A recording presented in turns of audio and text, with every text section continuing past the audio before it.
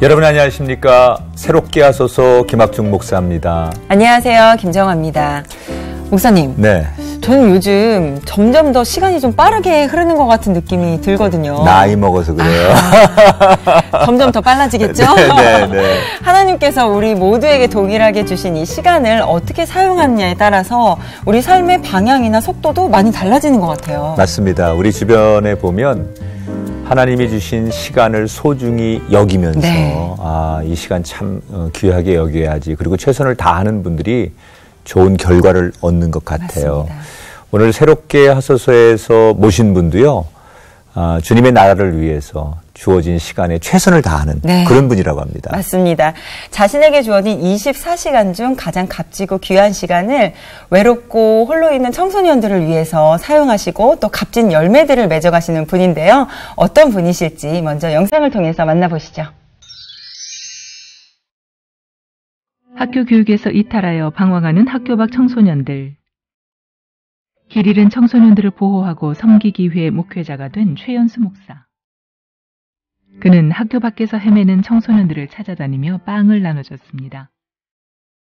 그리고 허기진 마음까지 채워야 한다는 생각에 한빛 길거리 상담소를 시작했는데요. 생업인 학원 강사까지 내려놓고 몸과 마음을 아끼지 않았습니다. 자신의 건강은 돌볼 여력이 없었죠. 그러던 어느 날 안면마비 증상이 찾아왔고 왼쪽 얼굴 근육이 굳어버리게 됐습니다. 육체적 아픔은 컸지만 아름다운 열매들이 맺혀갔습니다. 밝고 건강한 사회의 일원으로 당당히 살아가는 아이들. 또 매주 함께 예배를 드리며 하나님 앞으로 나오게 된 아이들. 긴 방황으로 마음이 다친 청소년들에게 희망의 통로를, 복음의 통로를 만들어가고 있습니다. 주님의 마음으로 한 마리 잃은 양을 찾아다니는 한빛 청소년 대안센터 최연수 목사를 만나봅니다.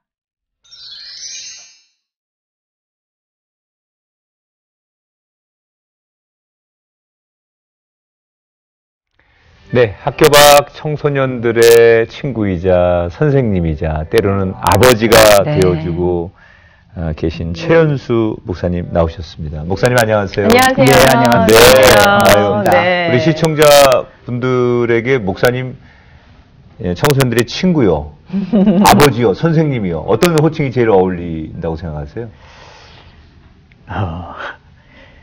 네, 제가 괜한 다 어울리십니다. 네. 저희가 앞서 영상에서 교직 생활을 이제 하셨다고 소개를 해드렸어요. 좀 왠지 한눈에 봐도 좀 선생님이실 것 같은 느낌이 이렇게 좀 들긴 하거든요. 네. 그럼 학교에서는 어떤 과목을 좀 가르치셨어요? 제가 이쪽 길로 들어서기 전에 한 1년 정도를 시골에서 이제 상업고등학교에서 영어를 가르쳤었습니다. 영어 선생님이셨군요. 네. 딱 오늘 또 영어가 갑자기 막 튀어나올 것 같고. 조심해야 돼요, 발음. 네. 학교 선생님이 어떻게 목사님이 되셨는지 그동안의 이야기를 차근차근 우리가 한번 들어볼 텐데요. 우선 지금 현재 한빛 청소년 대안센터를 이끌고 계신데 이곳이 어떤 곳인지 설명을 부탁드립니다. 네. 한빛 청소년 대안센터는 한 25년 전에 이 송파구 거여 마천 지역에 이제 송파하면은 아파트촌, 강남 상구, 그러지만은 거여 마천 지역 하면은 이제 상대적으로 굉장히 판자촌. 근데 이제 올해 5,000세대가 올해 이제 헐렸습니다. 근데 거기서 이제 그때 당시에 이제 학교를 그만두고 이제 거리에서 방황하는 청소년들이 참 많았어요. 그래서 그 판자촌에 있는 그 아이들을 위해서 길거리 상담소를 시작해서 그 다음에 이제 그것이 조금 지나서 이제 사랑학교가 되고 또 세움학교 위탁형이 있고 그 다음에 이제 제가 안면마비를 오면서 이제 제가 야간 거리 상담을 못 하게 되니까 캠핑카 이동 상담소로 대체해서 다음 우리 젊은 선생님한테 넘겨드렸고요. 그 다음에 이제 그룹홈 한빛마을이 있고 그다음에 이제 슈카페, 아이들이 운영하는 커피숍, 그다음에 이제 송파구 학교 밖 지원센터 꿈드림 그렇게 이제 운영을 하고 있습니다. 그러면 지역사회와 연계해서 좀 사역을 하고 계신 거네요. 학교 밖에서 방황하는 이제 청소년들을 좀 많이 돌보고 계신데 이 사역 하신 지는 그럼 얼마나 되신 거죠? 지금 93년부터니까요. 한 25, 6년 가까이 됩니다. 뭐 10년이면 강산도 변한다 우리 그런 얘기를 하는데 강산 2번 변하고도 또 뭐 절반이 변했는데 어찌 보면 학교 바깥에서의 선생님으로 지금까지 살아오셨어요. 굉장히 이제 많은 일들이 있었을 텐데 지금 제가 들으면서 제일 첫 번째 느꼈던 게 안면에 마비 증세가 왔다. 이런 얘기를 해주셨는데 그게 여전히 뭐 왕성하게 일하시다가 사역하시다가 생긴 걸 것 같은데 언제 그런 일이 생긴 겁니까? 한 8년 전인가? 아마 그 정도 됐을 겁니다. 그때 이제 그 한참 그 청소년들 이렇게 연예인 이렇게 자살 사건이 있을 때 저희 아이들 또 이제 모방 자살이 좀 많았고 그 다음에 이제 또 그때 당시에는 이제 재정난이 왔었고 그리고 이제 공간을 또 이렇게 학생들이 많아지다 보니까 주변에서 이제 불편해 하잖아요. 그래서 공간을 비워달라고 하는데 갈 데가 없었고 여러 가지가 이제 이렇게 겹치면서 과로로 이제 스트레스로 갑자기 이제 이 안면이 많이 돌아가 버린 거예요. 그래서 지금도 좀 불편한데 그래도 많이 회복된 겁니다. 그렇군요. 아니, 이렇게 육체적인 아픔이 왔는데도 이 사역을 멈출 수 없는 또 목사님만의 이유가 있으실 것 같거든요. 학교 밖 청소년들에게 어떤 계기로 좀 관심을 갖게 되신 건가요? 처음에는 제가 뭐 이 일을 하려고 생각은 안 했었고요. 이제 지방에서 그 교직을 하다가 이제 제가 조금 이렇게 원래는 국립사대를 나왔으니까 이렇게 공립으로 발령이 나야 되는데 이제 학창시절 때 조금 이렇게 운동권 쪽에 있다 보니까 여러 가지가 딜레이 돼가지고 사립 갔는데 이제 거기서도 이제 문제가 좀 돼서 서울 올라와서는 이제 그 학원에서 좀 영어를 가르쳤어요. 근데 송파 쪽이다 보니까 중간고사, 기말고사 되면은 이제 어머니들 극성이잖아요. 봉투 하나 가져와서 시험 문제를 찍어달라는 거예요. 그 정도군요. 저하고는 너무 안 맞는 거예요. 그래서 학원 가는 게 재미가 하나도 없고 스트레스고. 그래서 이제 그러는 찰나에 이제 마천동에 이제 YMC라는 독서실이 있었는데 거기서 이제 관장님하고 이야기하다 보니까 여기는 학원 못 다니는 애들이 너무 많다고 해서 밤에 이제 중학생들 영어 수학 가르치는 그 자원봉사를 하게 됐어요.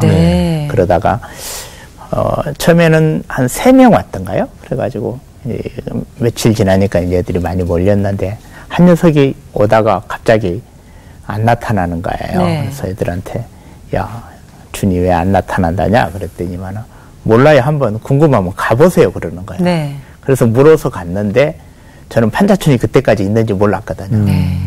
거기 5,000세대 그 안에 딱 들어가니까는 그 집을 찾아 들어가니까 애들이 한 8명 정도? 그래서 노랑머리, 빨강머리 하고 애들이 이제 본드 껐어 하면서 거기서 엉켜져 있는 거예요. 저는 충격이었어요. 그리고 설거지통 보니까 나면으로 그냥 완전히 그 해놓고 천장을 보니까 이렇게 빛이 들어오는 거예요. 이렇게 천막으로 쌓여져 있는데. 그러면서 이제 그때 굉장히 충격을 받았어요. 그래서 이런 곳이 몇 군데나 있나 봤더니만 그쪽에 이제 아지트가 보통 8개 정도 있는 거예요. 한 아지트마다 한 7명에서 많게는 한 12명. 그렇게 되면서 그쪽에 이제 관심을 갖게 되면서. 그러면 그런 아지트라는 것은 그 부모님의 관심에서 벗어난 아이들이었던 건가요? 이제 엄마는 집을 나갔고, 아버지는 이제 뭐 벽돌 쌓는 일을 하거나, 그러면은 이제 제가 갔던 거기는 이제 아들만 둘이었는데, 하나는 중학교 1학년, 하나는 초등학교 4학년. 근데 이제 마을의 형들, 누나들이 거기를 점거하고 있는 거예요. 어른들이 없으니까. 없으니까. 그래서 이제 그쪽에 이제 관심을 가지면서 빵이나 떡 같은 거 이제 떡집에서 밤에 떡 팔고 남은 거 있잖아요. 네. 그거 받아다가 그 다음날 애들이 새벽까지 놀고 한 낮에 12시에는 1시 정도 되면 이제 배고프면 눈 뜨잖아요. 네. 그때 이제 아지트마다 빵하고 떡, 그 다음에 이제 음료수 같은 것을 넣어주기 시작한 거죠. 그런 아이들을 보면서 어찌 보면 성경에 나오는 잃어버린 양을 찾으시는 목자의 그 이야기처럼 네. 이 아이들에게 내가 뭔가를 좀 해야 되겠다라는 이제 생각을 뭐 그때는 크게는 아니지만 네. 뭐 어른으로서 그런 마음을 갖게 되셨고 그럼 직접 그렇게 아이들을 찾아다니신 거예요? 처음에는 이제 거기 아지트 그 5,000세대 안에 있는 네, 몇 개 이제 예, 아지트만 이제 네. 하기 시작한 거죠. 네. 네, 한 7개 정도. 그러다 보니까 이제 그 아이들 친구들이 이제 거여마천덕에 이제 보면은 본드가스를 주로 산이나 야산 밑에나 이런 데서 이제 밤에 하니까 이제 그때부터 이제 밖으로 좀 다니기 시작한 거죠. 네. 그러다가 아예 생업인 학원을 그만두시고 이쪽 아이들에게 전념을 하시는 시간이 있으셨다고요. 이제 학원을 그만두고 이제 그 YMC에서 이제 이 정식 직원으로는 자리 잡는 게 아니고요. 그냥 애들 그 영어 수학 가르치고 애들 이제 글쓰기 좀 해달라 해서 이제 하면서 이제 거기서 강사로 좀 있으면서 이제 학교 밖 쪽에 이제 관심을 갖게 된 거죠. 축구팀도 만드시고 또 상담소를 그때부터 또 시작하셨다고. 예, 이제 처음에 이제 그 YMC 쪽으로 이제 학교 밖 애들을 이렇게 데려오니까 거기 이제 유료 프로그램이 있는 거잖아요. 근데 학교 밖 애들이 몰리기 시작하니까 이제 문제가 된 거예요. 그래서 여기 오면은 이제 다른데 이제 민원이 나오니까 이 아이들을 이제 못 오게 해야 되는 그런 이제 압력이 오니까. 네. 결국 거기를 그만두고 이제 한 5평 되는 공간에다 이제 한빛 길거리 상담소라고 내서 네. 쿠크하고 밥통하고 그래서 그때 이제 아이들은 이제 그 밥에서 이제 라면 말아서 김치가닥에서 주는 그 정도밖에 못했어요. 이 길거리 상담소를 통해서 또 이 학교 밖 아이들의 이야기를 좀 들려주고 계신데 만났던 아이들 중에 친구들 중에 좀 아이들의 사연을 들으면서 좀 가장 가슴 아팠던 점은 어떤 것들이 있으셨나요? 주로 이제 그 엄마가 이제 집을 나가버리고 네. 이제 그때 당시에는 이제 이 아버지들이 이제 건축 막노동 일을 하다 보니까 술을 많이 드셔요. 네. 그래서 알코올 중독이 많고, 이제 초창기 때는 이제 액세서리 같은 공장이 이제 그쪽에 있어서 집에서 할 수 있었는데, 어느 순간에 보니까 이제 액세서리 공장이 중국으로 넘어가면서 엄마들이 이제 집에서 소일거리가 없어지면서 밖에 나가서 이제 일을 하게 되면서 네. 엄마들 가출이 이제 많아진 거예요. 그러다 보니까 이 아이들이 이제 아버지는 알코올 중독돼 있지 또 엄마는 없지 그리고 이제 송파하면은 이제 거여마천동을 지나고 오금동 아파트촌 같은 경우에는 너무나 이렇게 잘 살잖아요. 네. 그러다 보니까 아이들이 너무 힘들어하는 거예요. 상대적인 박탈감이 박탈감 이런 것들. 그래서 특히 이제 명절날 같은 데 되면 특히 이제 구정이나 추석 때 본드가스를 더 심하게 하는 거예요. 왜냐하면 다른 데는 다 가는데 얘는 어디 갈 데가 없고 그러다 보니까 애들이 힘들면은 이제 본드가스로 달래고 이제 이런 것들이 있었죠. 아무래도 이제 그런 아이들을 현장에서 만나다 보면 이렇게 누군가가 통제하고 또 학교 아닌 밖으로만 다니는 아이들이다 보니까 여러 가지 갖가지의 사고와 또 에피소드들이 많이 있었을 것 같아요. 통제하는 자체가 우선 그러게요. 굉장히 힘드셨을 것 같아요. 그간에 많은 일들이 있었죠.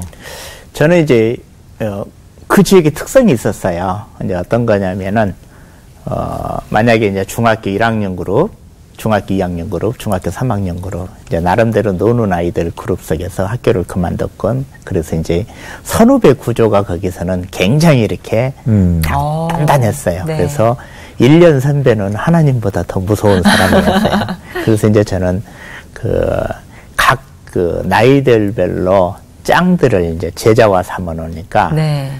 일하기는 조금 편했고요. 그렇지만 이제 그때 당시에 이제 제가 과외를 하면서 이제 그 상담소를 운영하다 보니까 밤에 이제 제가 과외를 5명을 가르치다 보니까 네.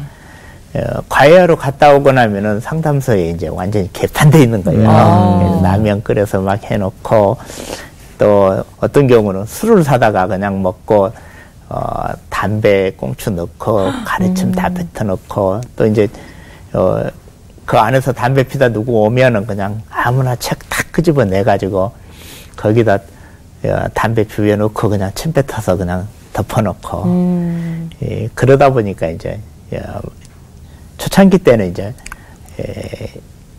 주변 사람들이 별로 안 좋아했죠. 그렇죠. 네. 아니 생업도 포기하고 사실은 청소년들을 좀 쫓아다니셨어요. 근데 목사님도 어떻게 보면 돌봐야 할 가정이 있으셨잖아요. 예. 사모님의 반대는 없으셨나요? 초기에는 좀 이제 반대가 있었죠. 그리고 이제 또 초기에는 이제 저희 아내가 이제 98년까지는 은행을 다녔었거든요. 근데 이제 저희 아버님이나 장인어른이 좀 반대가 좀 심했죠. 네. 그게 처자식 있는 놈이 뭐 하는 짓이냐고. 네. 그러면 사모님께서 가정을 좀 책임져 주셨었던 거네요. 네. 그 대학교 다닐 때는 이제 운동권 조금 그런 이제 학생 운동도 하셨고, 그 아이들을 향한 그런 마음도 본인이 가지고 있는 가치에 의해서 이제 그 섬기고 하셨는데, 지금 이제 목사님이 되셨어요. 예. 하나님을 어떻게 만나셨을까 굉장히 궁금한데, 언제 어떻게 해서 교회에 발을 디뎌놓게 되셨습니까? 물론 이제 고등학교 때 친구들이 한번 교회 가자 할 때 한두 번 따라가 본 적이 있는데 저하고는 교회하고는 맞지가 않았었어요. 뭐가 그렇게 안 맞으셨어요? 예쁜 여학생이 없었던 겁니까? 뭐랄까 이제 제가 대학에 들어가서 이제 보니까 저희 때는 이제 5.18 고등학교 때 이렇게 겪었잖아요. 그때 끝나고 나니까 국보위 이렇게 해갖고 TV에서 시국초창 기도회라고 하면서 큰 교회 목사님들이 거기 와서 같이 기도하고 있는 거 보면서 하나님보다 총칼이 더 무서운 거 아닌가. 그때 당시에는 그렇게 생각했어요. 네. 그래서 한국 기독교에 대해서 저는 굉장히 인식이 안 좋았어요. 제가 만약에 종교를 갖는다라면은 성당을 가겠다.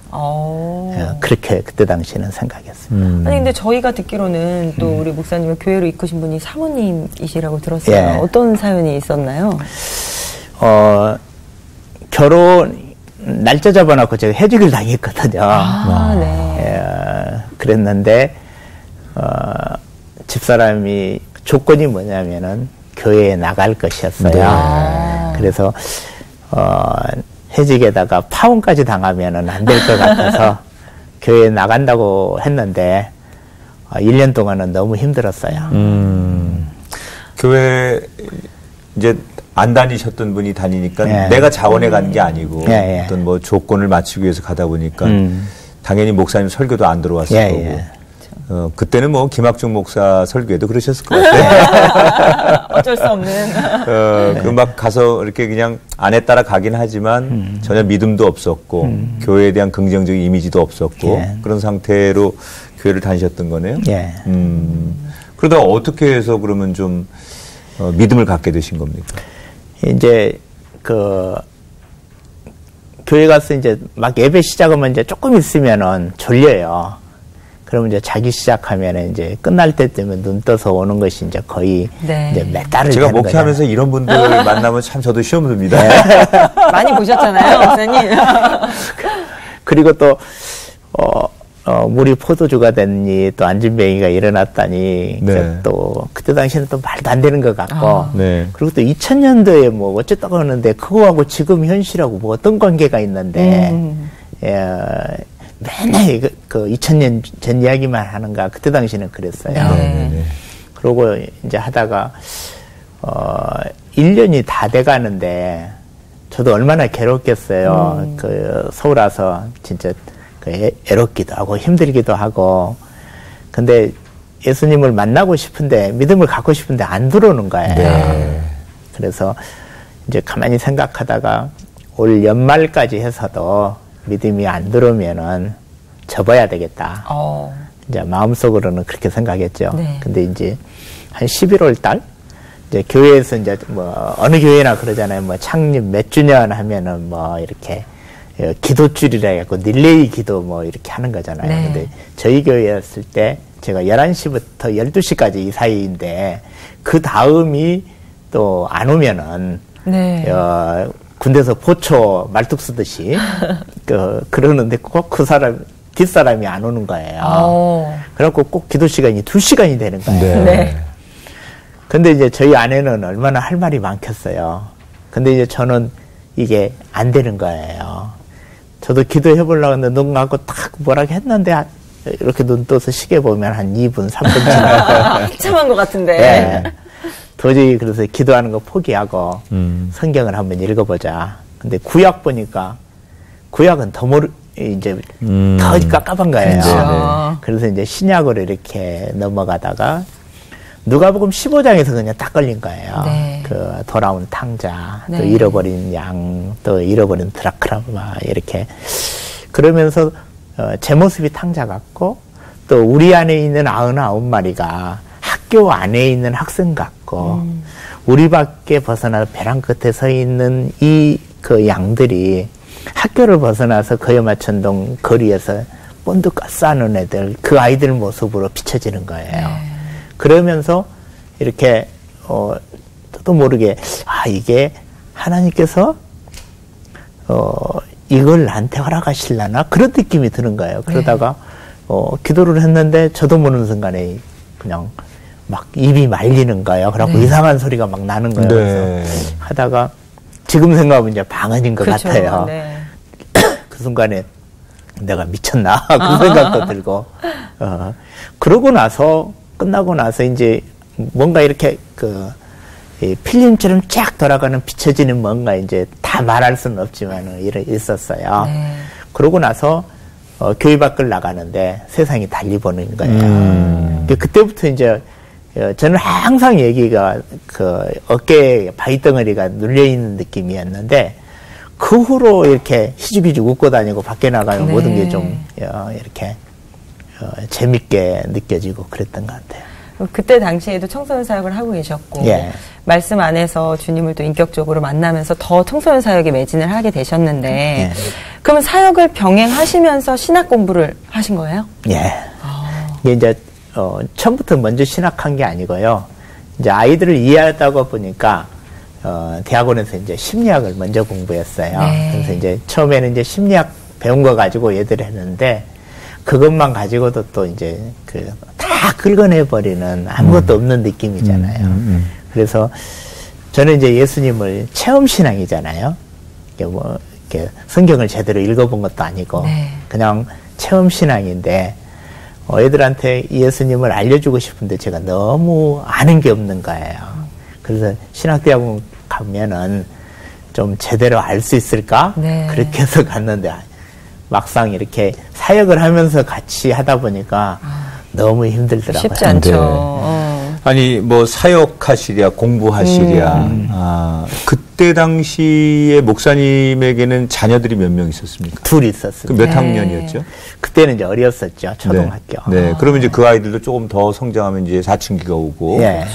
그 아빠가 학교 바깥에서 그런 형아들, 누나들 만나서 그런 사역하고 또 뭐 신학 공부하시고 너무 바쁘니까 정작 우리 아빠는 어디 있는 거야? 뭐 이러면서 아이들이 또 좀 소외감을 느끼고 아이들이 좀 아빠에 대한 그 결핍 이런 걸 느낄 수 있지 않을까 그런 걱정이 좀 들어서 여쭤보는 건데 혹시 어떠셨어요? 지금도 이제 초등학교 어린 시절에 한참 놀아줘야 될 때 그때 당시에는 제가 센터를 비우면 큰일 난 줄 알았어요.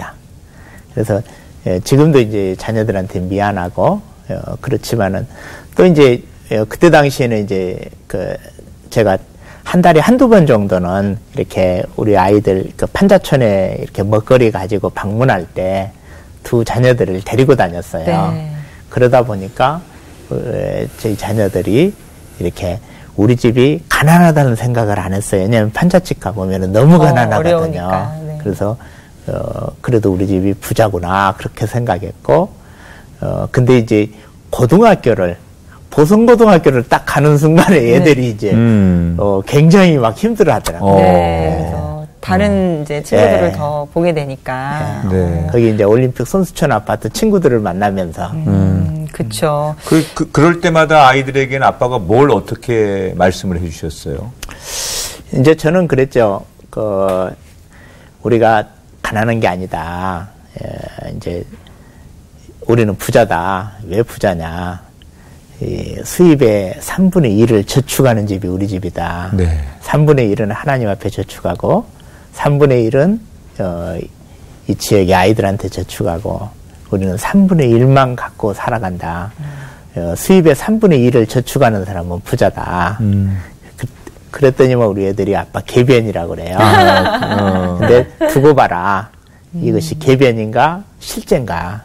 근데 이제 지금은 애들이 그 말에 많이 동의를 해요. 네.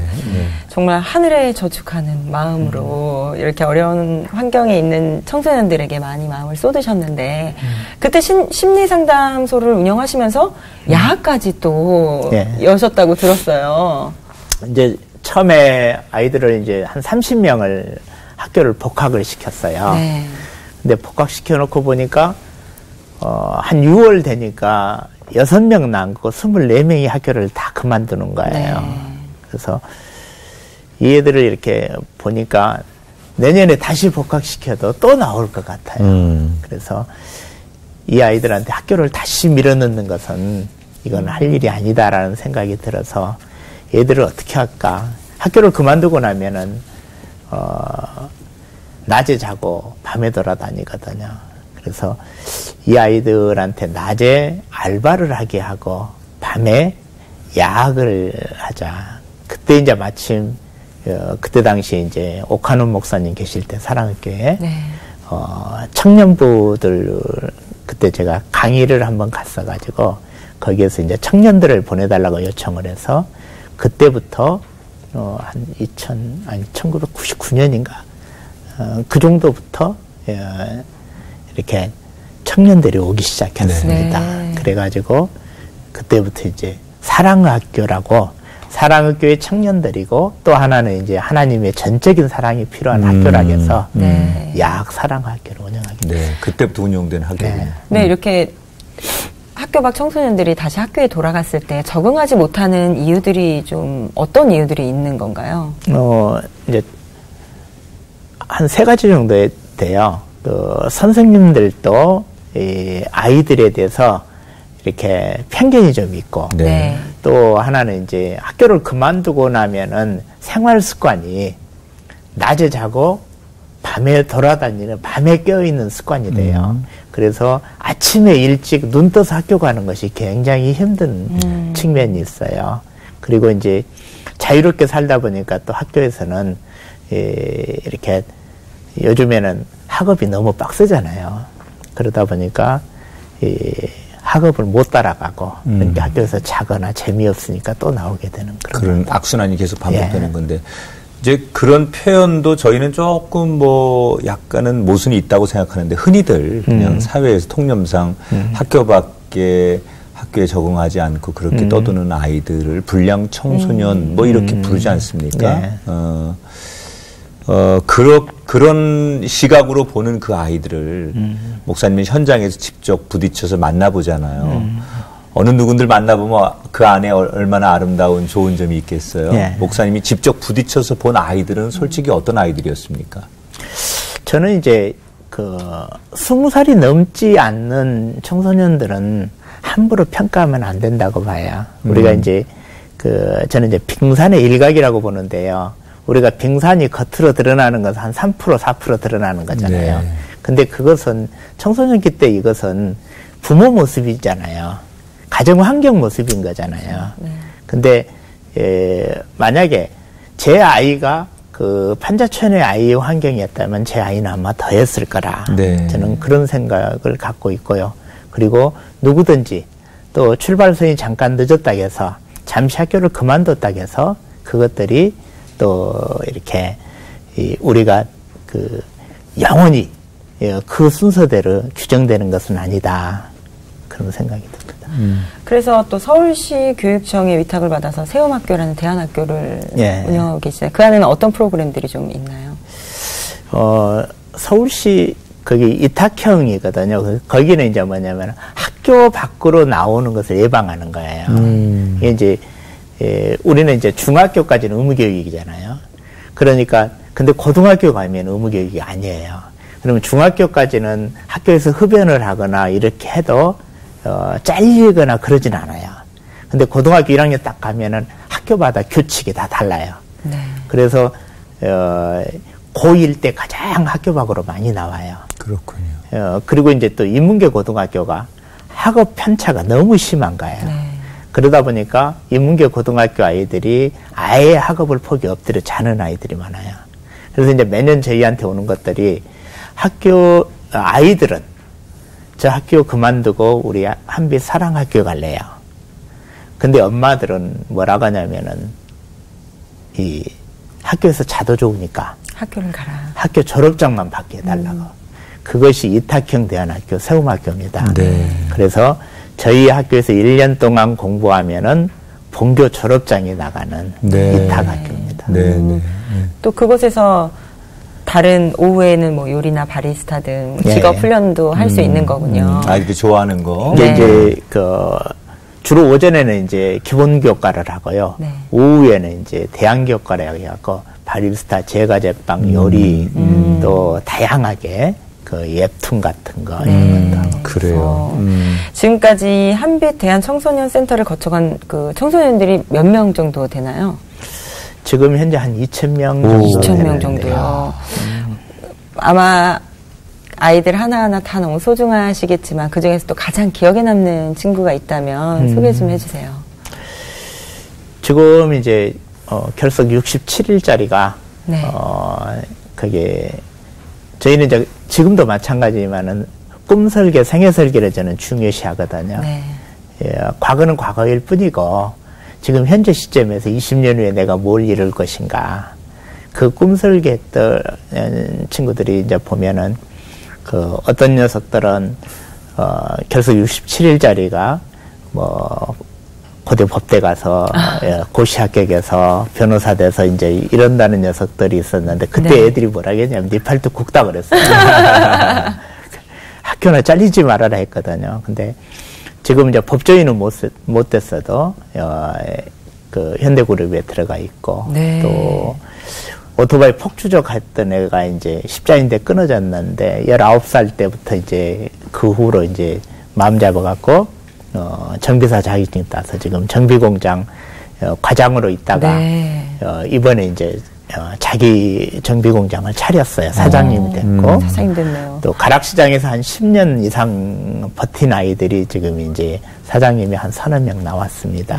그리고 이제 또 힘들었던 애들이 전도사님도 됐고 또 지금 육군 장교로 지금 학사장교로도 근무하고 있고. 정말 꿈대로 너의 꿈이 무엇이냐라고 물었을 때 그 꿈대로 아이들이 되어가는 것을 보았고 아마도 2,000명의 얼굴들 하나하나 다시 보시면 다 또렷하게 기억하고 이름 하나하나를 다 불러주실 수 있을 것 같은데 오늘 그렇게 참 고마운 선생님에게 그 누군가가 지금 영상의 편지를 보냈는데 지금 모르시고 계시거든요. 잠깐 한번 보겠습니다. 영상 편지가 왔는데. 목사님 안녕하세요. 저는 성원이에요. 저는 목사님이라고 부르는 것보다는 쌤이라고 부르는 게 더 익숙한데 이렇게 목사님께 영상 편지 쓰려니까 목사님 처음 만났을 때가 생각이 났어요. 제가 그 어두운 골목에서 친구들하고 깜깜한 밤에 새벽에 이렇게 추위에 떨고 뭐 먹을 것도 없이 그렇게 이렇게 지내고 있을 때 목사님께서 그 따뜻한 주먹밥 하나 가지고 오셔서 기도 한번 해주시고 따뜻하고 맛있는 주먹밥 주셨던 기억이 있습니다. 그리고 또 제가 학교에서 담배 피우다가 걸려서 이제 부모님 모시고 오라고 했는데 목사님 모시고 갔을 때 저희 담임 선생님 앞에서 목사님 저 대신 혼나셨던 그런 것들도 막 기억이 납니다. 저 대신 담임 선생님한테 혼나던 그 모습들도 기억이 납니다. 목사님 방황하던 제 어린 시절 함께 계셔주시고 또 아무 말씀 안 하셨지만 제 손 꼭 잡아주시고 그리고 또 예수님처럼 아무 대가 없이 사랑해 주셔서 제가 이렇게 훌륭하게 커서 저도 또한 다른 사람들을 마음에 품는 어른이 되었습니다. 목사님 정말 감사하고 너무 행복했습니다. 사랑하고 존경하는 최현수 목사님, 저 성령입니다. 어릴 때 목사님을 만나고 또 목사님의 그런 예수님과 같은 그 사랑을 보면서 자라서 저도 어느새 그런 사랑을 전하는 사역자로 살게 돼서 참 기쁨이 넘칩니다. 목사님을 보면 예수님의 향기가 납니다. 저도 목사님처럼 예수님의 향기를 내뿜는 그런 사람으로 앞으로 살아가겠습니다. 또한 목사님이 힘들고 어려워도 그 자리를 지켜주셔서 저와 같은 우리 가족 같은 열매가 나왔던 것처럼 저도 앞으로 힘들겠지만 청소년 아이들을 사랑하고 섬기면서 이 자리를 지켜가겠습니다. 목사님 다시 한번 진심으로 감사드리고요. 존경하고 사랑합니다. 감사합니다. 네. 아이고. 지금 다 누군지 아시죠? 네. 네. 잠깐 좀 첫 번째, 두 번째 잠깐 소개 좀 해주실 수 있어요? 저기는 형제예요. 형제구나. 네. 어떤 아이들입니까? 청소년기 때 조금 이렇게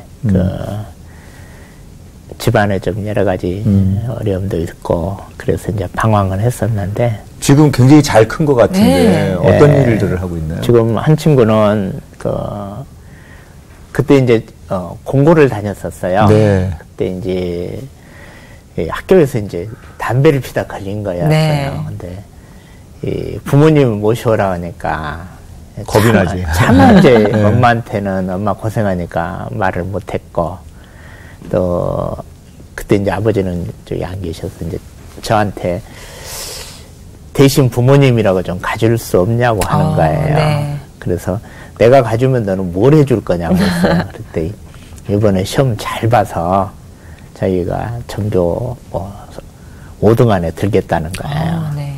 그래서 좋다 그럼 내가 가준다. 그래가지고 이제 내가 아버지라는 소리는 안 했어요. 네. 여기 선생님이라 하고 사실대로 이야기하고 내가 보증을 서겠다. 그 대신에 이제 그 학교에서 이제 중간고사 시험을 볼 때 우리 사랑학교 선생님들을 붙여줬어요. 네. 근데 정말 열심히 했어요. 그래서 거기 디자인과에서 3등을 한 거예요. 네. 약속을 지켰네. 그러게요. 네. 그래가지고 계속 졸업할 때 아마 저 친구가 2등인가?